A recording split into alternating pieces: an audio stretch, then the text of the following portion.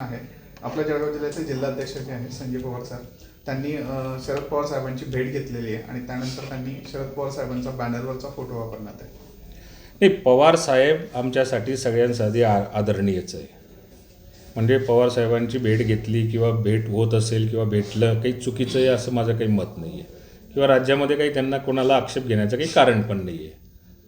पण समजा जर का पवार साहेबांचा राष्ट्रवादी काँग्रेस पक्षाच्या बॅनरवरती फोटो लावायचा असेल तर तसा निर्णय राष्ट्रवादी काँग्रेस पक्षामध्ये झालेला नाही आणि तो होणार पण नाही. तो त्यांच्या वैयक्तिक स्तरावरती ते निर्णय घेत असतील, ते त्यांच्या वैयक्तिक कार्यक्रमांमध्ये लावू शकतात. पण पक्षीय कार्यक्रम जिथं असेल तिथे फक्त सुनेत्रा वहिनींचाच फोटो असेल किंवा राष्ट्रवादीचे अजितदादांचाच फोटो असेल, ही पक्षाची ठाम भूमिका आहे. तिला उपस्थित असलेले सर्व मान्यवर नाही, पण ते निसं आपण हेच करतोय. खरं तर आपली ही बैठक जी दादांच्या वाढदिवसाचा सातत्याने आपण वर्षानुवर्ष आजपर्यंत मनवत आलेलो आहे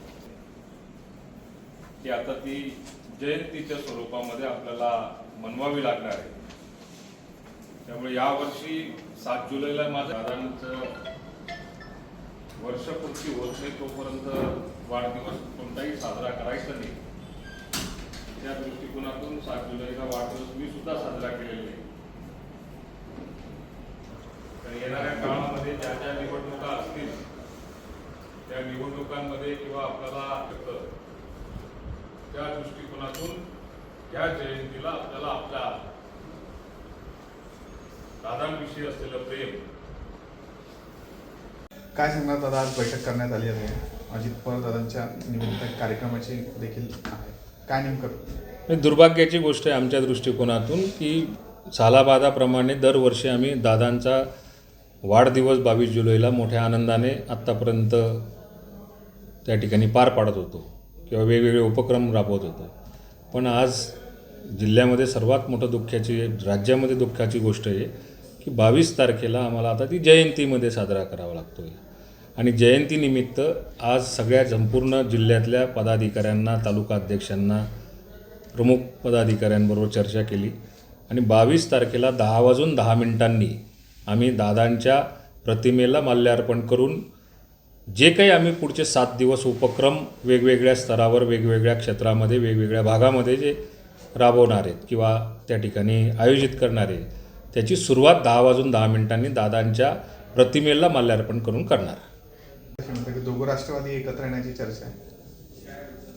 नाही, हे संकेत मला सूत्रांकडनं सातत्याने ऐकायला मिळतात आणि याच्यावरती अनेक वेळा खुलासा झालेला आहे की दोन्ही राष्ट्रवादी एकत्र आल्या पाहिजे. तर हा निर्णय काही कार्यकर्ता घेणार नाही आहे, हा निर्णय पवार कुटुंबांना घ्यायचा आहे. कारण राज्यातले जे काही कार्यकर्ते, सर्वसाधारण कार्यकर्ते, ते सर्वसामान्य कार्यकर्ते हे पवार कुटुंबावर प्रेम करतात.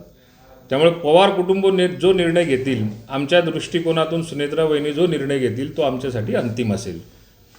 उपमुख्यमंत्री एकनाथ शिंदे देखील पवार साहेबांची भेट घेतलेली ती शिंदे साहेबांची जी भेट झाली ती अचानक झालेली आहे. शेवटी पवार साहेबही त्यांच्याकडे का गेले अशा अनेक शंका आहेत. पवार साहेबांनी त्यांच्याकडे जाण्याचं कारण काय, कशामुळे गेले, आघाडीमध्ये बिघाडी झालेली आहे म्हणून त्यांच्यापर्यंत पोहोचले का, किंवा त्यांना एन डी एला समर्थन द्यायचं आहे का, या सगळ्या शंका आहेत आणि या शंकांमुळे कदाचित ते गेलेही असतील. पण याच्यामध्ये आज एन डी एमध्ये जर का सहभागी पवार साहेबांना व्हायचं असेल तर मला माहिती नाही असेल किंवा तो निर्णय त्यांचा आहे, जाणाऱ्यांनी ठरवावं आणि घेणाऱ्यांनी ठरवावं. जर का एन डी एमध्ये पवार साहेबांना जायचं असेल तर एन डी एमध्ये सुद्धा पहिल्यांदा वरिष्ठ नेतृत्व जे असेल, केंद्रीय नेतृत्व जे असेल, ते सगळे जे केंद्रातले असलेले घटक पक्ष जे असतील त्या घटक पक्षांना त्याच्यामध्ये आधी विचारावं लागेल, चर्चा करावी लागेल आणि मग नंतर त्यांची एंट्री होईल. पण मला जे काही समजतं, जे 2016पासून 17मध्ये पवार साहेबांबरोबर एन डी एमध्ये जाण्यास समर्थन, 14ला पहिल्यांदा समर्थन दिलं, त्याच्यानंतर काय झालं, 17ला चर्चा झाली, त्याच्यानंतर काय झालं, 19ला दादांनी आम्ही एकत्र शपथ घेतली, त्यावेळी चर्चा झाली, त्यावेळी त्याच्यानंतर पवार साहेबांची भूमिका काय होती. एन डी एमध्ये सगळे घटक पक्ष जे असतील कदाचित त्याच्यावर विचार करत असतील म्हणून समर्थन घेणाऱ्याला ते माहिती असेल आणि देणाऱ्यालाही त्याचा त्यात निर्णय असेल. त्यामुळे आमच्यासारख्यांना जो येत असेल त्याचं स्वागत असणार. प्रश्न आहे, सध्या चर्चा चाललेली एकनाथराव खडसे जे आहे हे साधारण 2 सप्टेंबरला जे आहे भाजपामध्ये प्रवेश करणार आहेत. आता एकनाथ खडसे साहेब भाजपमध्ये प्रवेश करतायत ह्या अनेक दिवसापासून, अनेक वर्षापासून, गेल्या 4-5 वर्षापासून कदाचित ह्या चर्चा मी वारंवार ऐकतो आहे.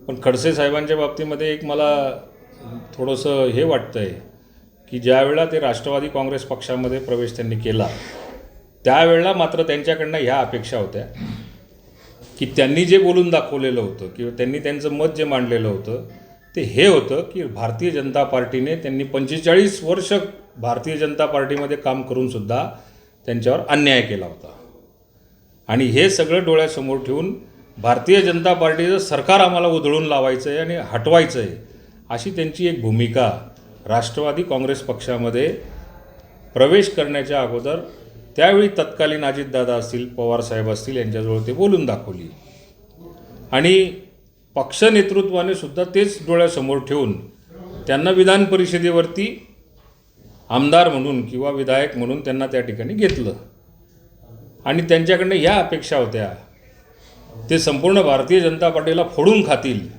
फोडून काढतील, अशा टाईपचं त्यांनी त्यावेळी तत्कालीन पवारसाहेबांना आणि अजितदादांना आश्वासन दिलं होतं किंवा त्या टाईपचं मत मांडलेलं होतं.